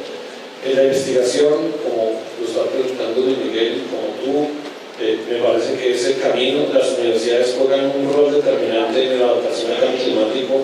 Toda esta investigación que ustedes están teniendo, ojalá pudiéramos aplicarla en el territorio a campesinos, a ciudadanos que tienen un nivel de riesgo alto. La universidad, a mi parecer, no solamente esta, sino todas las universidades del país, tienen que hacer investigación aplicada al cambio climático. Tienen que caminar hacia allá. El país es un país altamente vulnerable a la variabilidad climática y al cambio climático. Esto no es simplemente un embeleco del IDEAM ni sus documentos técnicos, es una realidad que el país tiene que aprender a reconocer. Y el cambio climático se enfrenta con investigación, con conocimiento, con profundidad en las materias, como lo están haciendo en la universidad y como lo están mostrando. El cambio climático se enfrenta realmente con ciencia, con conocimiento, pero aplicado a la realidad regional, aplicado a la solución de los problemas en función de la adaptación. Creo que ahí es mi mensaje, y no desistir jamás, y como bien lo señalaba en su momento en su discurso el presidente alcalde Peñalosa, siempre echar para adelante y nunca rendirse. Bueno, vamos a darle 2 minutos a Miguel para que nos muestre los resultados finales. Vamos a escuchar preguntas que ustedes tienen al panel. Ya terminando, recordándoles que a las 5 vamos a tener la clausura del evento, que va a incluir el nombramiento de los delegados de la Sociedad Colombiana de Topógrafos a la MAFIC. Bueno, lo que les quería comentar al final únicamente es algo del resultado de la investigación. Esto es la forma como se da, digamos, por detrás de lo que uno ve, cómo se da ese procesamiento de 9 puntos, esa rotación y traslación de 9 puntos. Matemáticamente uno lo que está haciendo es rotar desde un punto inicial hasta un punto final y rotar esa posición en 3 ejes. Este es un ejemplo de una sola nube de puntos rotada desde el sistema coordenado de la tablet, que es su sistema. O sea, si yo lo estoy moviendo, su X siempre hacia el frente, su Y siempre hacia el lado y su Z siempre hacia arriba, a un sistema de posición global que nos va a dar la referencia de las 9 puntos en todo el espacio. Entonces, esto es un resultado final de las 9 puntos, un poco difícil de comprender, pero esto es una planta total de un edificio, del edificio de investigación en Italia. Estos son diferentes cubículos, y este es el piso total. Entonces, la parte de arriba es el procesamiento que se dio con este es el resultado del procesamiento de 9 puntos que nosotros creado por investigación, hecho con el algoritmo que se creó de rotación y translación. Y este de acá abajo es con un programa que sacó Google cuando se estaba haciendo la investigación, que da el mismo resultado. Como podemos comparar únicamente así visualmente, existen algunos errores. Por lo menos esto debería ser una pared totalmente recta, acá también debería ser totalmente recto y se ven algunas curiosidades. Pero estas curiosidades se dan porque este pedazo pequeño es un 9 puntos, este pedazo acá otro 9 puntos, etc. Así para todos. Y cuando se van uniendo las 9 puntos, hay unos errores que se causan y hay diferentes errores. El más común es el error de Drift, que significa que la tecnología da valores de lectura del movimiento diferentes a los valores reales. Entonces, cuando uno utiliza esos valores como reales, se produce este error. Estos errores se pueden arreglar utilizando filtros y utilizando otras metodologías, por ejemplo, como cuando hacemos en topografía en 2D, que cerramos el circuito con un toroidito, siempre cerramos para corregir los errores de ángulo. Y de igual manera, aquí se puede cerrar el circuito y hacer una corrección en todo el circuito del error total. Esto es un código cerrado que no se sabe muy bien cómo se implementa, pero igual tienen unos errores, igual se puede percibir errores en los puntos de ellos. Ellos ya utilizan filtros y utilizan correcciones, pero como les decimos, es un código cerrado y no se sabe, por eso también se da este desarrollo, del cual uno sí puede tener la capacidad de saber lo que se está haciendo y de saber cuáles serían los próximos pasos a seguir para obtener los resultados. Esto también es comparando la nube, por lo menos una superficie a partir de la nube de puntos de esta imagen que se ve aquí. Entonces, esta es la foto del escritorio del computador, unas gavetas. Entonces, acá también se ven las gavetas, el escritorio, y estos son unos errores que se dan con la tecnología de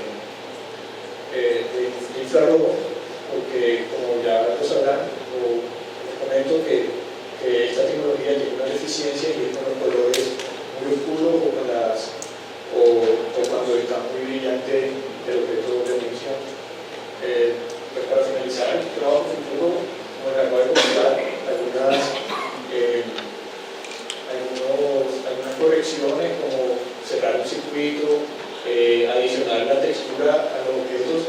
Si recuerdan, los puntos de arriba no tenía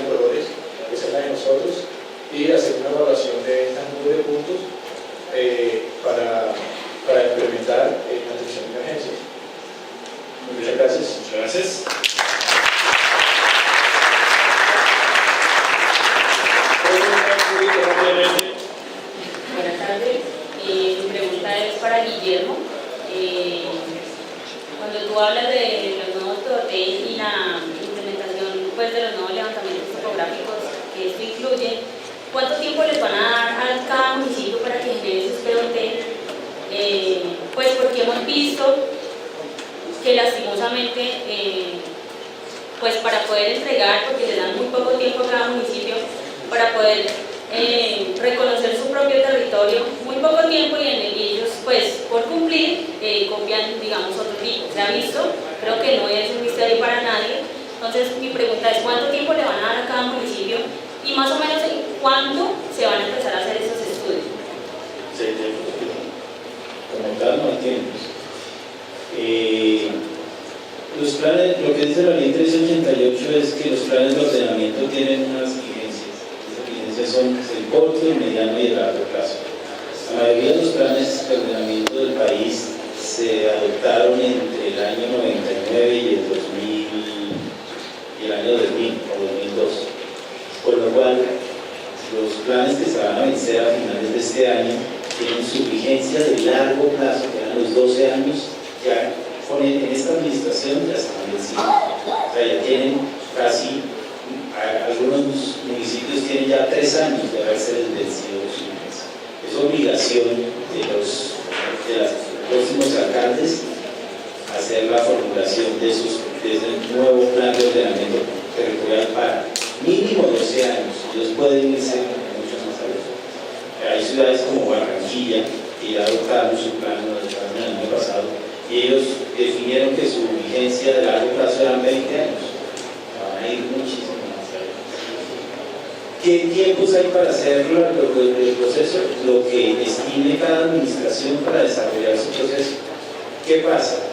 Este año que entra, el 2016, es la primera vez y es una oportunidad de oro para todas las administraciones de poder articular plan de ordenamiento territorial y plan de desarrollo municipal, porque nunca se había podido dar esa articulación. Entonces, ¿qué va a pasar? Muchos alcaldes, si son inteligentes y ven la fuerza y el poder que tiene un plan de ordenamiento, van a formular su plan de desarrollo, y uno de los primeros proyectos que debe salir del plan de desarrollo es el plan de ordenamiento territorial. ¿Qué pasa? Los estudios técnicos no se pueden hacer de un día a otro, ni se pueden hacer de un mes y un mes. ¿Qué pensaría uno? Un año, año y medio, pero pues cada alcalde va a querer adoptar ese plan de ordenamiento territorial dentro de su periodo. ¿Cuánto tienen? 4 años. Bueno, a ver, la última pregunta, ya para poder decir el doctor Wilches, nuestro presidente de la Comisión de Geomática de la Ciudad de Medellín. Es una pregunta escrita, Dios mío, me asusta usted, doctor Wilches, ¿no? Sí. Adelante, doctor Wilches, bienvenido. El tiempo realmente pues, no es preocupación con la tecnología, es muy rápido. Lo que me preocupa realmente es cómo está el presupuesto para esto.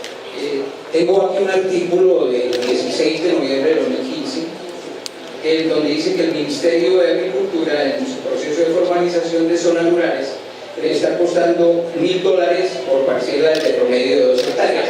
Es decir, que la hectárea serían $500, $1,5 millones por eso para el proceso de administración de tierras. Eso es en 2D. Para este proceso, la información tiene que ser necesariamente en 3D y en escalas grandes. ¿Dónde estará ese dinero? Porque realmente, ¿quién lo va? ¿Cómo se está manejando esa parte del presupuesto? Esa es mi preocupación. Supongo que es muy ligado a lo que decía usted, el plan de desarrollo que tiene que dirigir. Sí. El Departamento Nacional de Planeación tiene un programa que se llama algo así como 89 postmodelos. No se han definido todavía cuáles van a ser esos 89 municipios, pero ellos tienen algo así como 91.000 millones de pesos para comenzar a ayudar a desarrollar esos 89 postmodelos. Sin embargo, cada municipio en su plan de desarrollo municipal debe destinar recursos para poder desarrollar estos planes de ordenamiento territorial y sobre todo los estudios. Un estudio de amenaza cuesta algunos miles de millones. Entonces, nuestros planes normalmente costaban algo así como 500, 600 millones de pesos, pasarán así como 5.000, 6.000 millones. Sí. Más allá del costo, quisiera simplemente agregar un tema que es importante que ustedes también manejen. Es el rol y el papel que toca ligar en estos temas. Porque es que es complejísimo cuando usted habla de recursos, cuando uno se aproxima a eso, empieza a preguntar bajo qué cartografía lo empieza a construir. Y cuando uno revisa, hay cartografía que ligar claramente levanta por demanda, no por un plan de acción que permita realmente reconstruir la cartografía de las entidades territoriales. Entonces, cada vez que uno quiere emprender un proyecto, cualquiera que sea, tiene que ir a ligar para basarse en cartografía oficial. Y nunca va a estar al día porque simplemente usted tiene que incorporar dentro de los costos del proyecto la actualización catastral del municipio, y eso el ligar lo hace por demanda. ¿Sí? Y ahí vamos a tener una talanquera enorme, porque el ligar tendrá que implementar una acción casi que de choque para empezar a implementar toda la actualización cartográfica de los municipios, y cada municipio que tiene plata lo logra hacer. El municipio que no tiene con qué, pues difícilmente. Entonces, ahí es donde yo digo que finalmente la tecnología tiene que empezar a jugar un rol determinante dentro del proceso. En la medida en que el lugar reconozca la tecnología, la tecnología del levantamiento, que pueda empezar a abarcar un poco los costos, si vamos a este tema también podría llegar a ser mucho más rápido, pero quiero simplemente agregar que la plata en todas partes va a ser muy difícil, pero lo que sí quisiera simplemente agregarle a este gobierno es eso, es el rol que juega ligar aquí como el único entidad pública oficial que genera esa cartografía que uno tiene totalmente actualizada, y ahí nos va a costar un trabajo enorme. Bueno, muy bien, y con esas palabras terminamos. Muchas gracias a todos por atendernos. Esperamos al corrido a comer su café. La participación de los comerciales que nos apoyaron en todo este evento.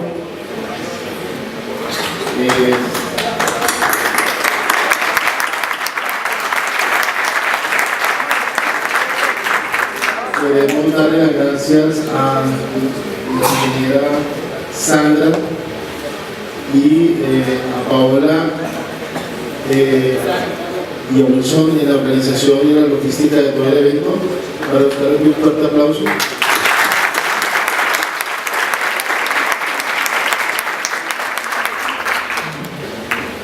Esta mañana nos quedó pendiente y dijimos que íbamos a hacer el cierre del nombramiento de nuestros representantes ante la Federación Internacional de Geómetras. Como estamos recién llegados y hay 10 grupos, vamos a nombrar 4 o 5 comisiones. Dentro de ellas está la comisión segunda, la cual quedará con el ingeniero César Arango y Germán Anaya.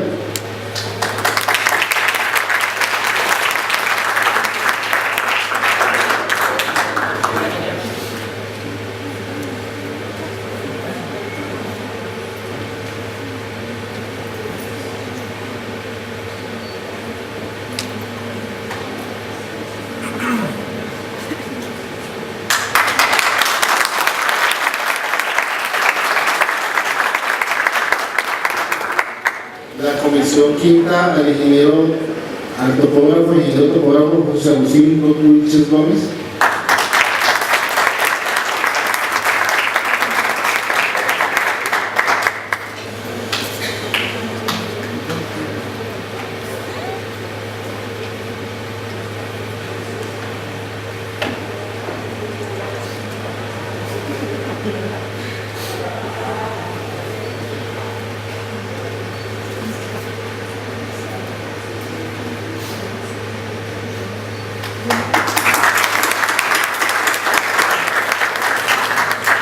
La comisión sexta, el ingeniero, el topógrafo Omar Cortés.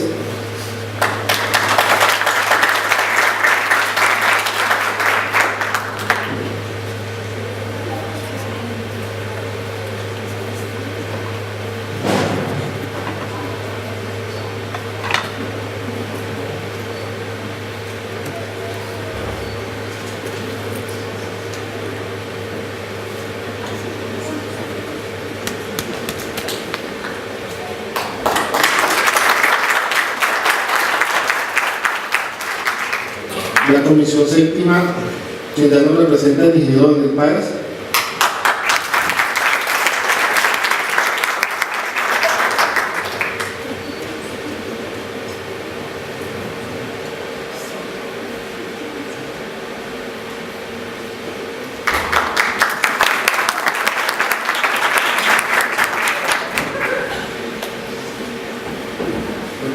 Y el 5, la comisión primera del suscrito.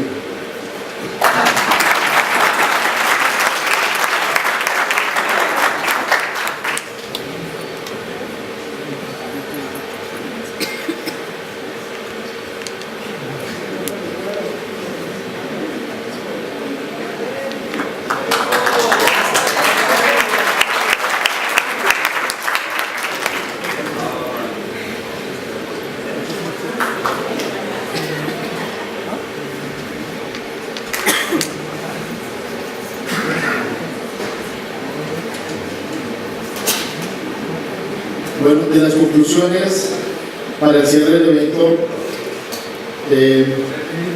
por decisión de los representantes a nivel regional y la Sociedad Colombiana de Topógrafos, reunida hace 15 minutos, estuvo en deliberación. Voy a leer las más relevantes. La intención es que del discurso inaugural, en el cual se nombraron 7 aspectos, queda en construcción el documento para que únicamente pues serán las propuestas que haga la revisión. La primera conclusión de la parte de educación, que se genere una directiva presidencial para que se creen becas por conciencias para doctorados en topógrafos, dadas las condiciones, doctorado en topografía y magíster, dadas las condiciones y necesidades requeridas para el posacuerdo.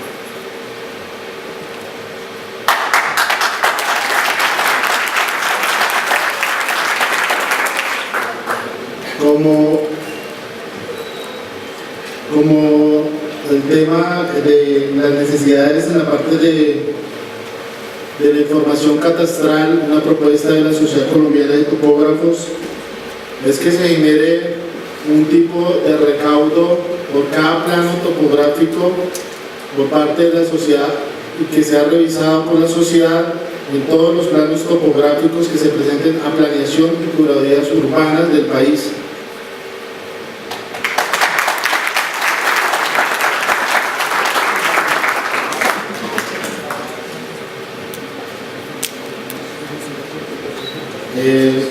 En el día de hoy se propuso la creación y se delegó a una persona de Barranquilla para la creación de las seccionales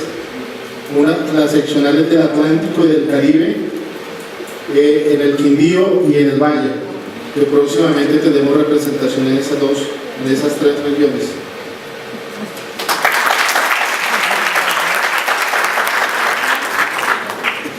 Voy a leer rápidamente los puntos que dije. El desafío de la construcción de la información topográfica espacial para Colombia, la fe pública de la información topográfica y formalidad jurídica en Colombia, las normas y estándares para la conformidad técnica y legal de la información topográfica en Colombia, la contratación para la construcción de la información topográfica y espacial de Colombia y los planes de desarrollo y políticas para la topografía colombiana.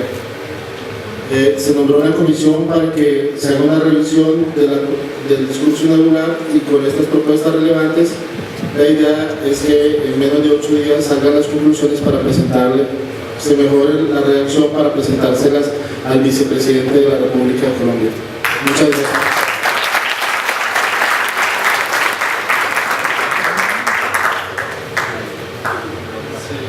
Bueno, desde el punto de vista metodológico también hay una primera aproximación a estas conclusiones, donde se destacan en principio los principales y nuevos retos de la profesión de topografía como consecuencia del desarrollo de la infraestructura vial de nuestro país. Con ello recogemos toda la exposición también del vicepresidente de la República, tanto en vías carreteables como en ferroviarias.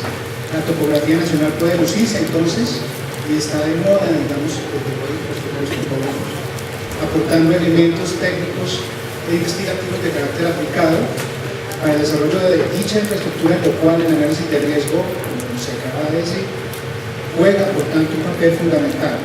Están llamados los topógrafos a generar información técnica para la toma de decisiones, especialmente en el tema de variabilidad climática. Los temas relativos al ordenamiento social de la propiedad y la administración de tierras, en los que vemos a los topógrafos muy cercanos a un verdadero impacto societario como consecuencia de una ética y una deontología profesional comprometida con el país y con los procesos de posacuerdo. Los esfuerzos de profesionales cercanos a la Sociedad Colombiana de Topógrafos por generar procesos de normalización técnica de los estudios topográficos que permiten trabajar la topografía en una proyección conforme cartesiana que indica las principales áreas y formas de la Tierra de una manera estandarizada para que la información la puedan utilizar todas las entidades y los particulares. En el ámbito de la juridicidad, de la constitucionalidad y vigencia legislativa de la profesión, vemos también muy protagónico el tema de que los topógrafos pues investiguen y profundicen el tema criminal y de práctica probatoria, porque van a ser muy demandados y muy consultados en estos procesos de restitución. Hay una urgente necesidad también de que los estudiantes en los programas se ocupen de líneas de investigación que apropien, incorporen y apliquen nuevas tecnologías y hacer posible su disponibilidad en nuestro país. Esas son las principales. Tuvimos una reunión al mediodía extraordinaria con la parte académica, participantes del evento. Hay una propuesta metodológica que la haremos a conocer en el tema de educación, y la idea es que vamos a desarrollar en el nuevo tiempo un evento en el cual lo que pregunta la ingeniera Bodelena, partiendo de que hay unos compromisos con los representantes del SENA para entregarnos una información antes de que se termine el año, que sea de manera oficial, porque pues ellos vienen a representación, y construir para el año entrante un evento donde se pueda determinar o pueda salir a la luz pública diferencias entre lo técnico y tecnológico.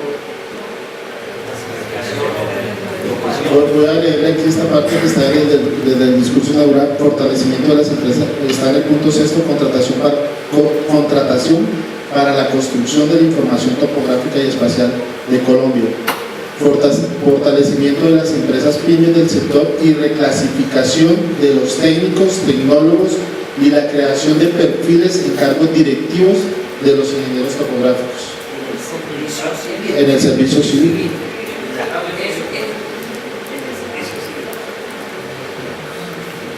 Bueno, de todas maneras se creó una comisión la cual va a revisar en el transcurso de esta semana la parte del discurso y lo que leyó Carlos, nuestro metólogo, para que yo creo que finalizar la semana podamos tener el documento y será enviado a todos los participantes por correo electrónico.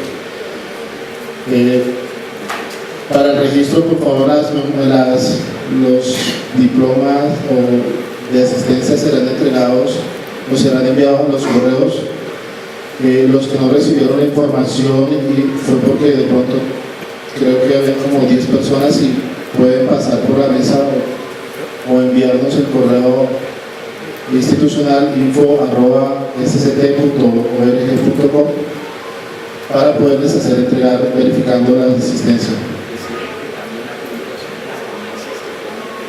Y las publicaciones de las ponencias entregadas que ya reposan en nuestro disco duro.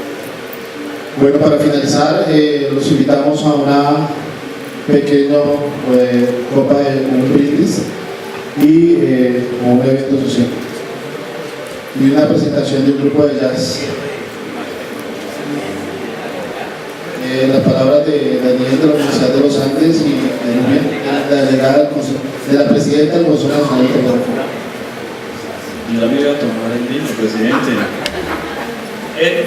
Muchas gracias a la Sociedad Colombiana de Topógrafos por escoger la Universidad de los Andes como la sede del Congreso 2015.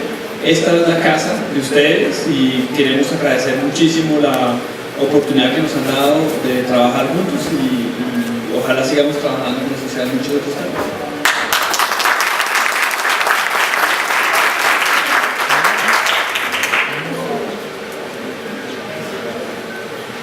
antes de darle la palabra a Nubia, pues teníamos como en años anteriores en la clausura definir cuál era la ciudad del próximo Congreso Nacional de Topografía. Como tenemos representaciones de diferentes ciudades del país, nos gustaría escuchar quiénes son los que se postulan para poder tener el Congreso dentro de 2 años.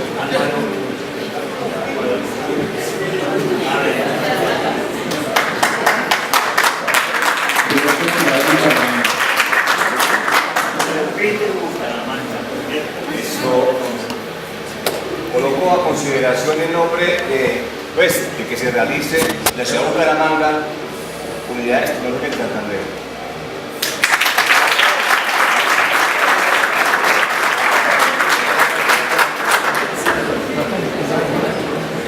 ¿Hay otra postulación? No.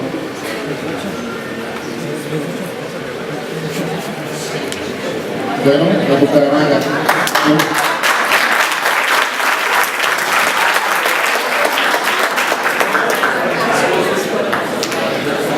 Bueno, para terminar, acaba de llegar el delegado de Bucaramanga a la comisión que nos haya puesto su pico.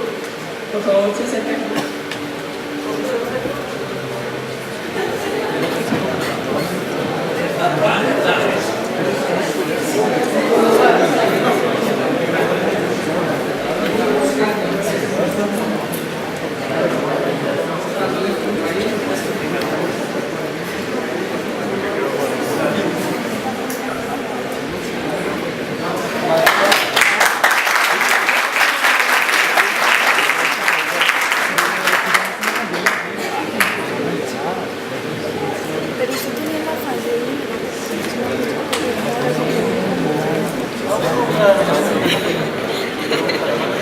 Bueno, para terminar, muchas gracias en nombre del Consejo Profesional Nacional de Topografía, a todo el gremio, tanto profesional como estudiantil, de todas las entidades que participaron en este evento. Muchas gracias, regionales, a nivel nacional, a nivel internacional, no lo veo, pero gracias. Y esperamos pues que sigamos unidos y cada vez más con la compañía de ustedes, los estudiantes, SENA y Antioquia, Armenia, Huila, Tolima, Cali, Costa, a nivel nacional y a nivel internacional a Costa Rica, Uruguay, Venezuela, República Dominicana, Francia. Bueno, a todos muchas gracias. Y los invitamos a